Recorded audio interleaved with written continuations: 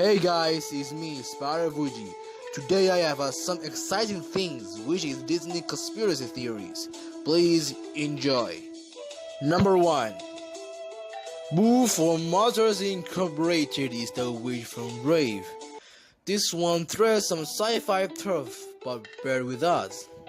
The witch from Brave magically disappears once she goes through doorways, something that Scarus from Monsters Incorporated can do. Is it possible Boo learning a trick or two from her bestie Sully? Of course, Brave takes place hundreds of years before Monsters Incorporated, but if Boo can teleport through doors, it will make sense that she can also move through time a bit. Before you dismiss this theory, check out the carvings in the witch workshop. There's a carving of Sully in there, even though he won't exist for a few more centuries. Number 2. Tarzan's gene is descended from Princess Belle. Not only do they look like a color of yellow, but consider this. In a scene in Tarzan, Tarek is drumming on a tea set. The bud looks suspiciously like Mrs. Butts from Beauty and the Beast, and none of the teacups even appears to have a small chip. Some have speculated that could mean that it was an heirloom, passed down from great grandma Belle. That might also explain why Jane knows how to connect with wild guys like Tarzan. Number 3.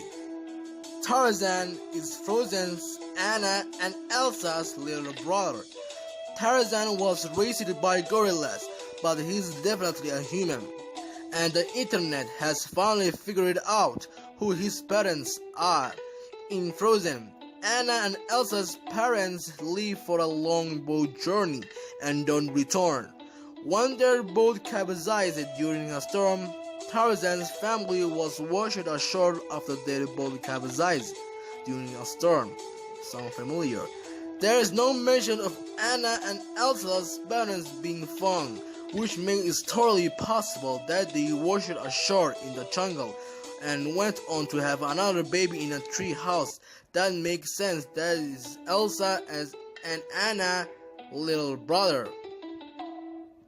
Wow, is Tarzan?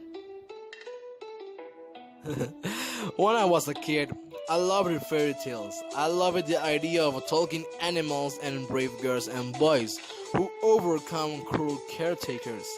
I also really loved Disney movies. They all had happy endings. What's not to love about that? I could watch Beauty and the Beast or Aladdin every single day. When I got a little older, I graduated from watching Disney movies for reading Brothers Grimm in the 4th grade. I checked out the complete fairy tales of the Brothers Grimm from my school library and never returned it. I was horrified to find that the origins of many of favorite Disney movies had such a more gruesome details that Disney completely left out. Number 4. Snow White and the 7 Dwarfs.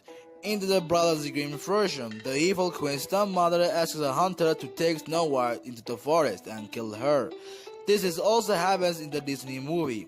However, in the story she asks him to also bring her back Snow White's lungs and liver. He can't kill Snow White, so he brings back a bar of lungs and liver instead. The queen eats the lungs and liver, believing them to be Snow White's. In the book, the queen tries twice to kill Snow White. The 3rd time, when the queen gives her apple just like in the movie, Snow White faints and can't be revived. She is placed in a glass coffin. A prince comes and wants to take her away, even though she is still asleep, which is pretty weird. The dwarf has essentially allowed it, and while she is being carried, the carrier strip causing the poisoned apple to become dislodged from Snow White's throat. She and the prince of course get married. The evil queen is invited as a punishment. She is forced to wear burning hot iron shoes and dance until she drops dead. Number 5. Cinderella. In the Brothers Grimm version, one of the Cinderella's evil stepsisters cut off her toes and the other her heel, so they can both fit in a tiny glass slipper. The prince is notified by Little Dove that there is a blood on the shoe, and finally discovers that the true owner is Cinderella. Once the stepsisters realize that they should try to win favor with Cinderella, they attend her wedding only to have their eyes pecked out by birds. Some other side notes on this story. Cinderella doesn't have a fairy godmother, rather she plants a tree by her mother's grave and prays under it every day. She finds her dresses to wear to each ball under the tree. She is still helped by animals though, especially the birds, not mice. Also, she doesn't just lose her shoe because she is in a rush. The clever prince covers the steps into the page to make her stick to them, but she only loses a shoe in the process.